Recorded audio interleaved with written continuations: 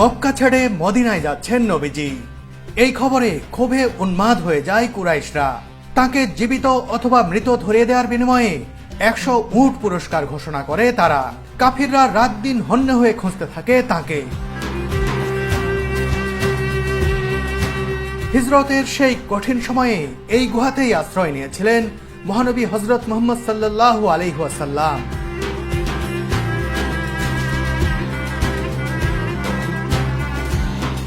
মহানবী সাল্লাল্লাহু আলাইহি ওয়াসাল্লাম যে গুহায় 3 দিন ছিলেন, সেখানে এসে আমি 3 মিনিট হলো বসে রয়েছি, আর 3 মিনিটেই যেন 3 সহস্র বছরের শান্তি আমার লাগছে। কাফিরদের বিভ্রান্ত করতে এই গুহার মুখে জাল বুনেছিল মাকড়সা, আর তৎক্ষণাৎ বাসা বেঁধে তাতে ডিম পেড়েছিল 2টি কবুতর।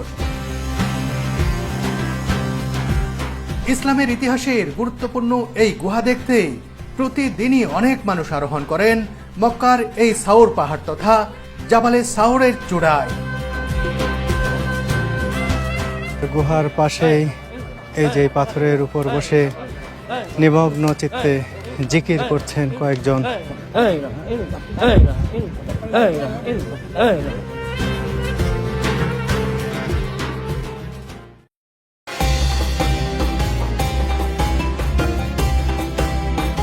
পবিত্র কোরআন নাজিলের পাহাড় জাবালে নূর দেখার পর মক্কা নগরীর পথ ধরে আজ আমি যাচ্ছি জাবালে সাউর দেখতে।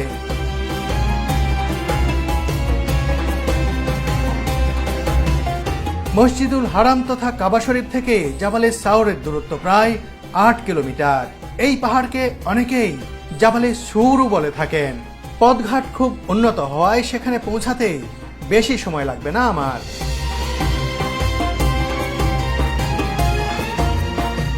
জাবালে সুর অনেক উঁচু একটি পাহাড়, জাবালে নূরের চেয়েও উঁচু। এখানে যাওয়ার পথটাও জাবালে নূরের চেয়েও কঠিন। যে হেরা গুহায় আমরা গিয়েছিলাম, হেরা গুহার চেয়ে কিন্তু এই জাবালে সুরের চূড়ায় উঠতে বা সেই গুহায় যেতে অনেক বেশি সময় লাগে।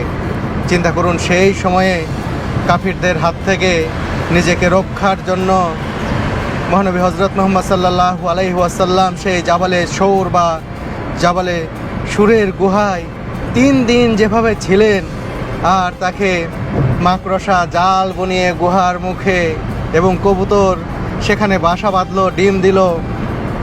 কি একটা অলৌকিক ঘটনা ঘটলো সেই সময়ে। মহানবী হযরত মুহাম্মদ সাল্লাল্লাহু আলাইহি ওয়াসাল্লাম আল্লাহর রহমতে সেখান থেকে রক্ষা পেলেন এবং মদিনায় হিজরত করলেন। জাবালে সুরে সেই 3 দিনে কি কি ঘটনা ঘটেছিল সেগুলো আপনাদের অনেকেরই জানা। তবে ঘটনা জানা হলেও সেই জায়গা নিজ চোখে দেখা, সেই ইতিহাস আবার স্মরণ করা, সেই ঘটনাগুলো, সেই অলৌকিক ঘটনাগুলো আবারও স্মরণ করা সত্যিই অন্যরকম একটা বিষয়। আর সেই কারণেই মক্কায় যখন এসেছি, সেই জাবালে সুর না দেখে যাই কি করে। এই যে আরিফ ভাইকে সাথে নিয়ে যাচ্ছি জাবালে সুরের দিকে। এই পাহাড়ে উঠতে অনেক সময় লাগবে শুনেছি। আরিফ ভাই বললেন যে স্বাভাবিক গতিতে উঠলেও 2 ঘন্টার মতো সময় লাগতে পারে। আমি একটু ধীরে ধীরে উঠবো, হয়তো আরও বেশি সময় লাগবে।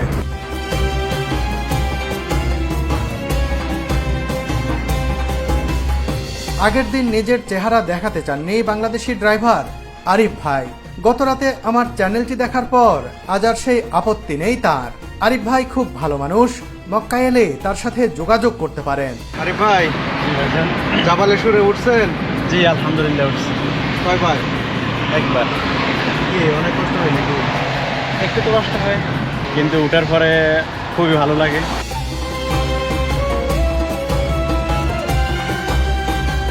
বন্ধুরা, ওমরা কিংবা হজে আসার কথা ভাবছেন কি? জনপ্রিয় ট্রাভেল এজেন্সি চলঘুরির মাধ্যমে নিশ্চিন্তে চলে আসতে পারেন সৌদি আরবে।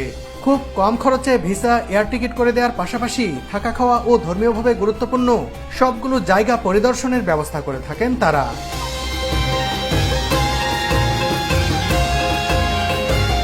বন্ধুরা, জাবালে শহরে ওঠা কঠিন হয়ে যাবে, কষ্টকর বেশি হয়ে যাবে। সে কারণে কিন্তু আজকে সুরভিকে সাথে নিয়ে আসেনি, ও হোটেলেই রয়েছে। আমি বলেছি তুমি থাকো, আমি দেখে আসি। কারণ ও গিয়ে ওর অনেক কষ্ট হবে, এটা আমি বুঝতে পারছি, সেজন্য রেখে এলাম। দেখা যাক পরবর্তীতে, ওর আসার খুব ইচ্ছা ছিল, কিন্তু পরবর্তীতে যদি কখনো সুযোগ হয় আবার ট্রাই করবো সে।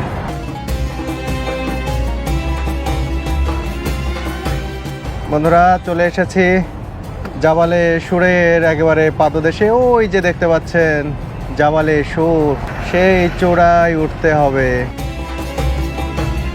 এই যে হাজিদের গাড়ি দেখছেন, যারা উমরা করতে এসেছেন তারা কিন্তু এখানে পরিদর্শনে আসেন। তবে অধিকাংশ ক্ষেত্রেই যেটি হয়ে থাকে, তারা এই পাহাড়ের পাদদেশ থেকে উপরে তাকিয়ে পাহাড়টি দেখেই অধিকাংশ হাজিরাই চলে যান। তবে এর মধ্যে যাদের কৌতূহল বেশি, যারা মনে করেন যে যাবেনই, এইরকম কিছু মানুষ আবার উপরে উঠে যান।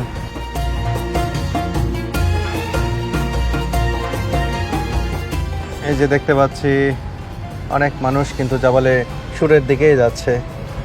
আমি জানি না তারা আসলে উপরে উঠবেন নাকি নিচ থেকে দেখে আবার ফিরে যাবেন। বন্ধুরা, গাড়ি থেকে নেমে পড়লাম, এবার হেঁটেই উঠতে হবে জাবালে সুরে। এখানে অনেক গাড়ি দেখতে পাচ্ছি, অনেক মানুষ দেখতে পাচ্ছি। অনেকেই হয়তো যাওয়ার চেষ্টা করবেন, যাবেন। আমি যতদূর শুনেছি, যেটা বললাম, যে উচ্চতার কারণে আর এর পথ সুবিধাজনক ততটা না হওয়ার কারণে এবং সময় বেশি লাগার কারণে অনেকেই এখান থেকে নিচে থেকেই পাহাড়টি দেখে চলে যান। আবার কিছু মানুষ আবার উপরে ওঠেন। গেলে বাস্তবতা বুঝতে পারবো যে কত মানুষ ফিরে যাচ্ছেন এখান থেকে দেখে, আর কত মানুষ উঠছেন। তবে এই মুহূর্তে দেখতে পাচ্ছি অনেক মানুষ এখানে।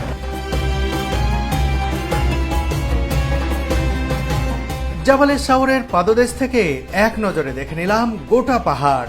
গুহা দেখতে হলে আমাকে যেতে হবে ওই চূড়ায়।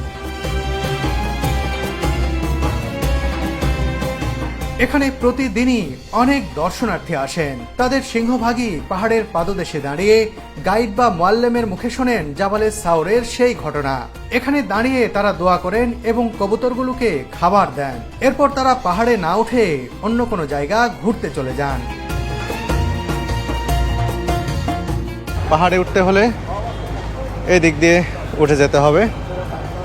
সম্ভবত এই যে তিনজন দেখতে পাচ্ছেন, এনারা সম্ভবত ওই চূড়ায় যেতে চান। এখানে ফলমূলের কিছু দোকান রয়েছে। আমি কিছু কমলা ও পানি কিনে নিলাম। কঠিনতম চলার পথে এগুলো আমাকে শক্তি যোগাবে।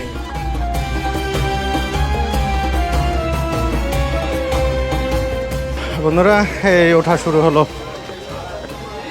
দেখি কতক্ষণ লাগে। কেউ বলছে 1.5 ঘন্টা লাগবে, কেউ বলছে 2 ঘন্টা, কেউ বলছে 2.5 ঘন্টা। যেতেই যাওয়া আসা 4-5 ঘন্টা সময় ধরে রেখেছি আমি। দেখা যাক কতক্ষণ লাগে। এই পথে দেখুন বিভিন্ন কিছুর দোকান দেখতে পাচ্ছি, পাথর দেখতে পাচ্ছি, তসবি দেখতে পাচ্ছি, খাবার সহ অনেক কিছু দোকান। তবে এরকম পাথর এবং আংটির দোকানে এখানে বেশি।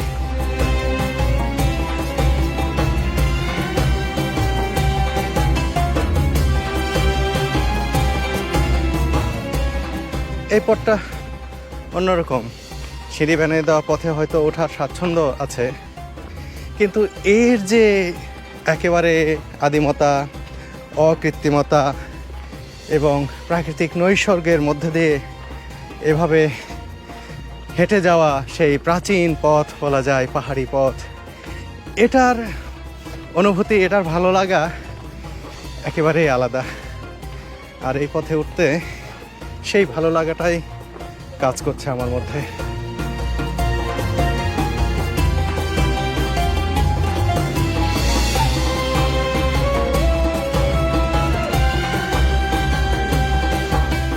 হিজরতের সময় এই পথেই এই পাহাড়ের চূড়ায় উঠে গুহায় আশ্রয় নিয়েছিলেন নবীজি সাল্লাল্লাহু আলাইহি ওয়াসাল্লাম। তার হিজরতের বিষয়টি অত্যন্ত গোপন রাখা হয়। শুধু আবু বকর রাদিয়াল্লাহু তাআলা আনহুর পরিবারের কয়েকজন সদস্য বিষয়টি জানতেন। আসমা বিনতে আবু বকর রাদিয়াল্লাহু তাআলা আনহু প্রতিদিন সন্ধ্যায় তাদের জন্য খাবার নিয়ে যেতেন এই পথেই। আর আব্দুল্লাহ ইবনে আবু বকর রাদিয়াল্লাহু তাআলা আনহু সারাদিন ঘুরে ঘুরে মক্কা নগরীর সংবাদ সংগ্রহ করতেন এবং রাতের বেলায় তা মহানবী হযরত মুহাম্মদ সাল্লাল্লাহু আলাইহি ওয়াসাল্লামের কাছে পৌঁছে দিতেন। আবু বকর রাদিয়াল্লাহু তাআলা আনহুর আজাদ করা গোলাম আমের ইবনে ফুহাইরা আব্দুল্লাহ রাদিয়াল্লাহু তাআলা আনহুর চলার পথে বকরির পাল নিয়ে যেতেন যাতে পায়ের চিহ্ন না থাকে। তিনি সন্ধ্যার সময় গুহার কাছে গিয়ে নবীজিকে বকরির দুধ খাইয়ে আসতেন।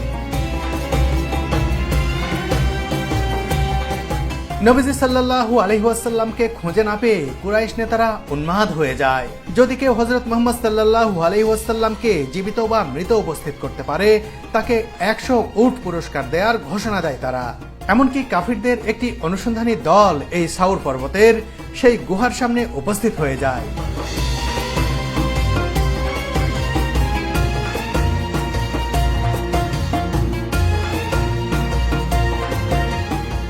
এখানে এসে একটি দোকান দেখতে পাচ্ছি, বসার জায়গাও রয়েছে। এখানেও কিছুক্ষণ বিশ্রাম নেব আমি।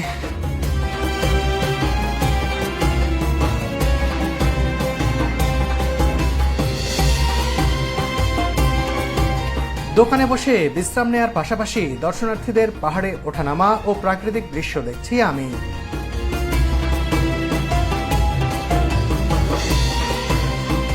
এই যে দেখুন, সন্তানের সহায়তায় এক বৃদ্ধ মা সেই গুহা থেকে নেমে আসছেন।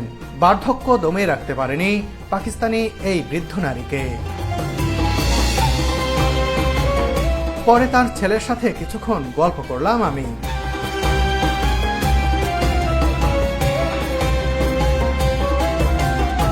পাকিস্তানি পরিবারটি বিশ্রাম শেষে ধীর পায়ে আবারও নামতে শুরু করলো আর আমিও বিশ্রাম শেষে উঠে পড়লাম।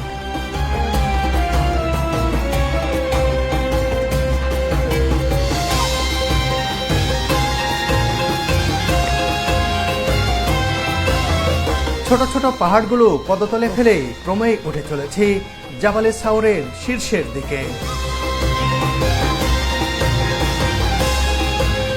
বন্ধুরা দেখুন, এখানে পাহাড়ে ওঠা নামার পথে কিভাবে মানুষজন রেস্ট নিচ্ছেন। আসলে অনেক কষ্টের পথ, কষ্ট করে উপরে উঠতে হচ্ছে। এই পথে চলার একটা অন্যরকম আনন্দ রয়েছে, যে আনন্দটা হচ্ছে সেই গুহা দেখার টান, সেই টানেই উপরের দিকে উঠে যাওয়া।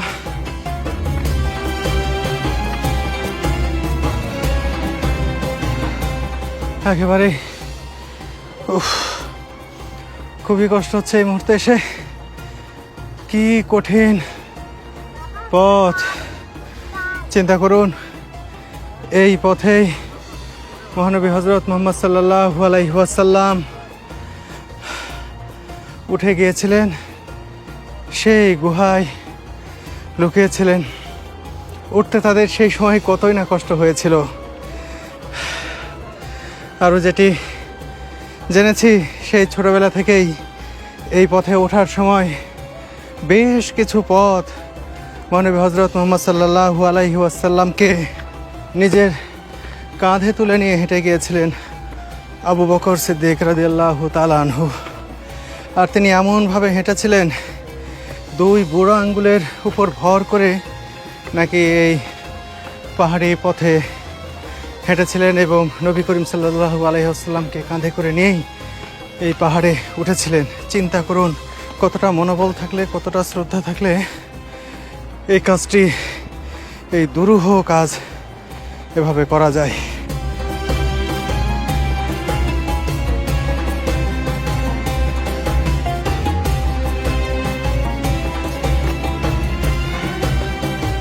অনেকের মনে হয়তো প্রশ্ন জাগবে, মহানবী সাল্লাল্লাহু আলাইহি ওয়াসাল্লাম কেন তাহলে আবু বকর রাদিয়াল্লাহু তাআলা আনহুর কাঁধে উঠলেন, উঠে এই পাহাড়ের উপরে উঠলেন?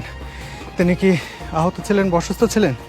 তিনি আসলে আহত বা অসুস্থ কোনোটাই ছিলেন না সেই সময়ে। তবে তিনি যখন এই পাহাড়ি পথে উঠবেন হেঁটে, হযরত আবু বকর রাদিয়াল্লাহু তাআলা আনহু ধারণা করেছিলেন যে এখানে কাফেররা মহানবী সাল্লাল্লাহু আলাইহি ওয়াসাল্লামের পায়ের ছাপ দেখে চিনে ফেলবেন, কারণ কাফেররা নাকি মহানবী সাল্লাল্লাহু আলাইহি ওয়াসাল্লামের পায়ের ছাপও চিনত। সে কারণেই তাকে কাঁধে তুলে নেন এবং তিনি নিজেও কিন্তু পূর্ণ পায়ের পাতা মেলেননি ওঠার সময়। সামনের অগ্রভাগের আঙুলগুলোর উপর ভর করেই তিনি এই পাহাড়ের একবারে চূড়ায় উঠেছিলেন। আমরা তো দাম্মাম থাকি, দাম্মাম থেকে আসলাম মক্কায়। মক্কায় এখানে ওয়াজ করলাম, ওয়াজ করার পরে উমরা করছি। মা আর আমার ওয়াইফ আছে পিছনে, করার তো সাহস নেই আসার। লাস্টে আমার ছেলের আমি উপরে উঠলাম, মেয়েও পিছনে পিছনে, মাশাআল্লাহ। লাস্টে একটা পাকিস্তানি তার side.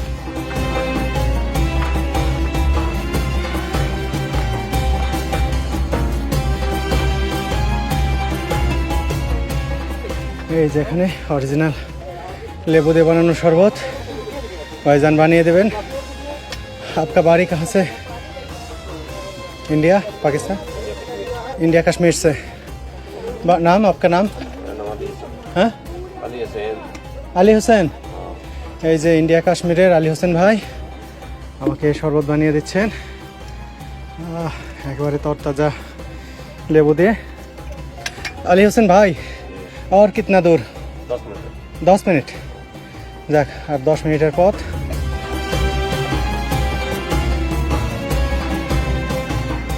Thank you Ali Hossain ভাই। বন্ধুরা, এই যে আলী হোসেন ভাই দিয়েছেন শরবত, দেখুন একেবারে তরতাজা লেবু দিয়ে বানানো।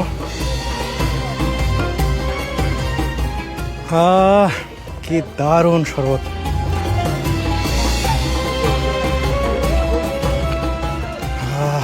চিনি দেওয়া হয়েছে হালকা, একটু লবণ দেওয়াতে আরও দারুণ লাগছে। কি যে দারুণ লাগছে এখানে দাঁড়িয়ে এই শরবত খেতে। থ্যাঙ্কস আলী হোসেন ভাই, থ্যাঙ্কস।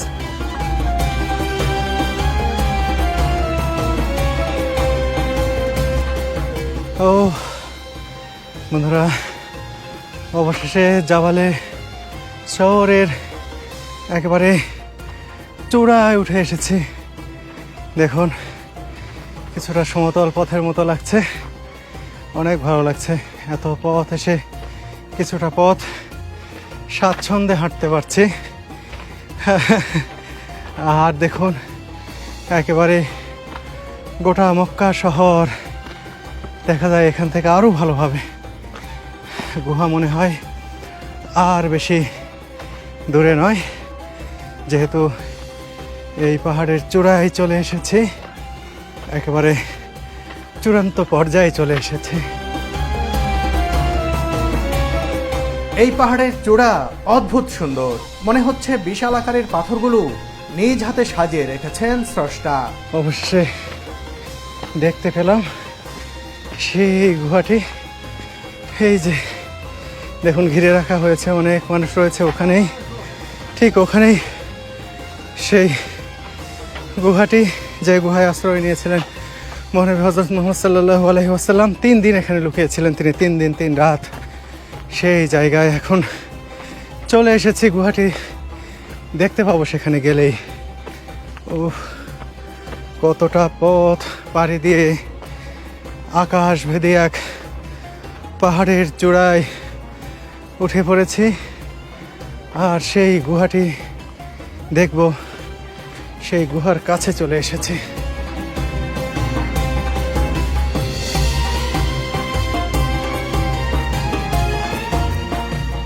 বন্ধুরা দেখুন, এই সেই গুহা। এই গুহাতেই 3 দিন 3 রাত লুকিয়েছিলেন মহানবী হযরত মুহাম্মদ সাল্লাল্লাহু আলাইহি ওয়াসাল্লাম। সেই জায়গাটি, সেই গুহাটি নিজ চোখে দেখতে পাচ্ছি, নয়ন ভরে দেখতে পাচ্ছি, খুবই ভালো লাগছে। দেখুন, এই গুহার ভিতরে মানুষজন প্রবেশ করছেন, প্রবেশ করে ভেতরটা দেখছেন। আমি ওর ভেতরে প্রবেশ করব, ভেতরটা কেমন আপনাদেরকে দেখাবো।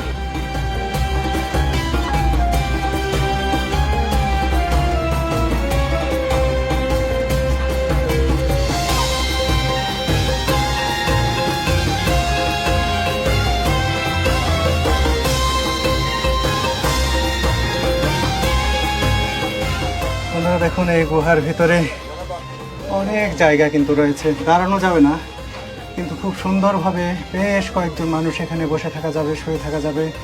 এখানে দেখুন এই যে ভাইয়েরা ঢুকেছেন, ঢুকে এখানে আরাম করে শুয়ে রয়েছেন। এই গুহাতেই মহানবী হজরত মুহাম্মদ সাল্লাল্লাহু আলাইহি ওয়াসাল্লাম এবং হজরত আবু বকর রাদিয়াল্লাহু তাআলা আনহু এখানেই আশ্রয় নিয়েছিলেন। সেই গুহার ভিতরে আমি প্রবেশ করেছি। দেখুন কত মানুষ এখানে এসেছেন, খুব সুন্দর একটি জায়গা। এর প্রবেশের কিন্তু দুইটি পথ রয়েছে, এই দিক দিয়ে যেমন প্রবেশ করা যায়, ঠিক এই দিক দিয়ে এই পাশে আরেকটি পথ রয়েছে, এদিক দিয়েও প্রবেশ করা যায়। সেই পথটা আপনাদের দেখাবো। এই যে দেখছেন সেই গুহা, আর গুহার পাশেই এই যে পাথরের উপর বসে নিমগ্ন চিত্তে জিকির করছেন কয়েকজন।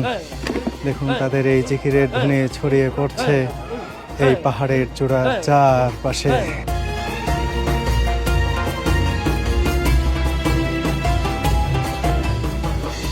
গুহার একটি প্রবেশপথ দেখলাম, আরও একটি প্রবেশপথ রয়েছে, সেদিক দিয়ে সেটিও দেখাবো। তার আগে দেখাই যে এই যে কিছু ফাঁক ফোকর দেখতে পাবেন গুহায়, এই যে দেখতে পাচ্ছেন এরকম অনেক ফাঁক ফোকর কিন্তু চারপাশেই রয়েছে।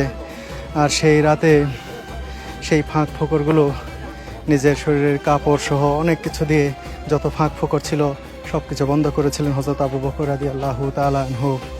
একটি ফাঁক বাকি ছিল, সেই ফাঁক ফোকরের সেই ফাঁকটি তিনি নিজের পা দিয়ে বন্ধ করেছিলেন। সেই পায়ে কিন্তু দংশন করেছিল বিষাক্ত সাপ। পরবর্তীতে মহানবী সাল্লাল্লাহু আলাইহি ওয়াসাল্লাম সেই যে ক্ষত যে জায়গায় সাপে দংশন করেছে সে জায়গায় তার থুতু মোবারক দিয়েছিলেন এবং সাথে সাথেই সেই বিষ পানি হয়ে গিয়েছিল।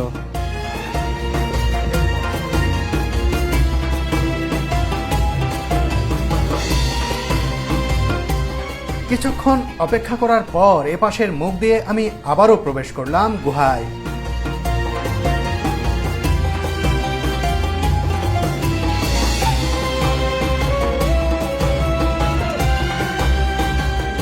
গুহার ভেতরে বসে বসে চারপাশ দেখছি আর বারবার ভাবছি 1400 বছর আগে এই গুহাতেই অবস্থান করেছিলেন হযরত মুহাম্মদ সাল্লাল্লাহু আলাইহি ওয়াসাল্লাম।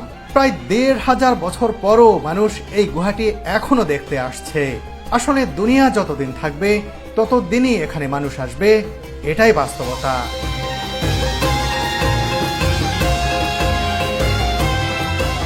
মহানবী সাল্লাল্লাহু আলাইহি ওয়াসাল্লামকে জীবিত অথবা মৃত ধরিয়ে দেওয়ার জন্য যখন 100 উট পুরস্কার ঘোষণা করা হলো, তারপর তো সবাই কাফির যে যুবকরা ছিল এই মক্কার, তারা তো হন্যে হয়ে খুঁজতে থাকলেন, অনেক মানুষ খুঁজতে থাকলেন যে ধরিয়ে দিতে পারলেই পাওয়া যাবে 100 উট। সেই সময় 100 উট মানে তাদের জন্য বিরাট ব্যাপার। আর খুঁজতে খুঁজতে তারা এই পাহাড়ের চূড়া পর্যন্ত, এই যে গুহা দেখছেন এই গুহার মুখ পর্যন্ত চলে এসেছিলেন। কিন্তু তারা যখন দেখলেন গুহার মুখে একেবারে মাকড়সা জাল বুনেছে, এখানে কবুতর বাসা বানিয়েছে, সেখানে ডিম দিয়েছে, এগুলো দেখার পর কিন্তু তারা ভাবলো যে আসলে এখানে কেউ নেই, কারণ এর ভিতরে মানুষ প্রবেশ করলে তো মাকড়সার সেই জাল ছিঁড়ে যেত, কবুতরও এখানে বাসা পেতে ডিম দিতে পারতো না, ডিমে তা দিতে পারতো না। এই ভেবেই কিন্তু তারা এখান থেকে চলে যান।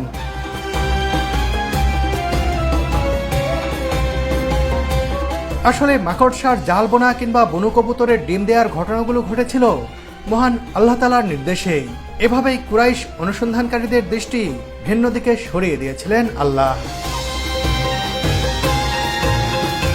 ধীরে ধীরে অস্তমিত হতে থাকলো সূর্য, সেই সাথে চোখে ধরা দিল গোধূলি লগ্নে মক্কা নগরীর অপার্থিব সৌন্দর্য। এই মুহূর্তে এখান থেকে ক্লক টাওয়ার তথা কাবা শরীফের দৃশ্যটিও দারুণ লাগছে। এভাবেই এসে গেল মাগরিবের ওয়াক্ত, সাথে সাথে কাবাঘরকে সামনে রেখে নামাজে দাঁড়িয়ে গেলেন মুসল্লিরা। এই দৃশ্যটা সারা জীবন চোখে লেগে থাকার মতো।